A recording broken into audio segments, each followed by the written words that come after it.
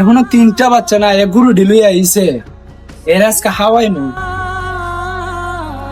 ভাই যে গরম আর একলা একলা ফারুক হয়ে থাকতাম ভাই, এলাকা গরু লই আইছি আবার খাইছি না আমি দুপুরে।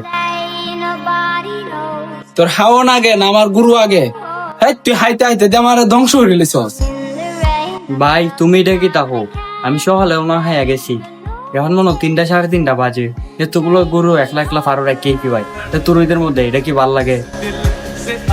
হাইতে হাইতে তো আমার ধ্বংস করে লিছস। আচ্ছা যা ফাঁক বড় গে দেখ, পানি বাতাসে খসলাইয়া তার হারি লইস না, আবার দিস তোর বাবিরে ডাক দিস না, নেব দে লই হাইয়া যে গেছ লবণ দে খসলাইয়া হাই দিকে যা।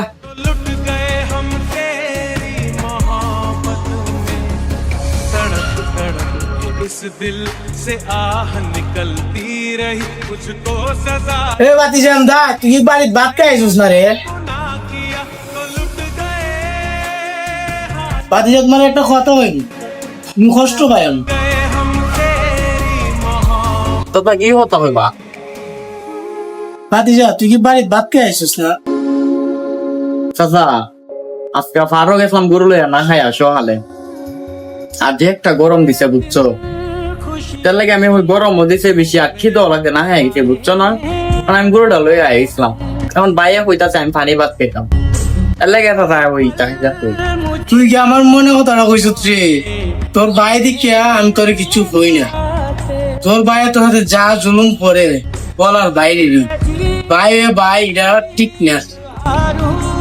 চাচা আমি সবই বুঝি, বুঝছো বাইর দ্বারে গেলে হয়ে রয়েছে জানো, আমার বাবে মরার আগে হয়ে গেছে, তোরা তুই ভাই যে তুই হোক কোনো সময় আলাদা হইস না, এর লাগে বাবা আমি দাদার মেহনত করতেছি, প্রত্যেকটা দিন দুপুরে এসে তোমার দ্বারা আমি স্পেশাল উঠি খাই, আমার বড় ভাবি থাক যার না আমি বুঝি খালি আমার ভাবে কথার আমি ফেরে দিছি।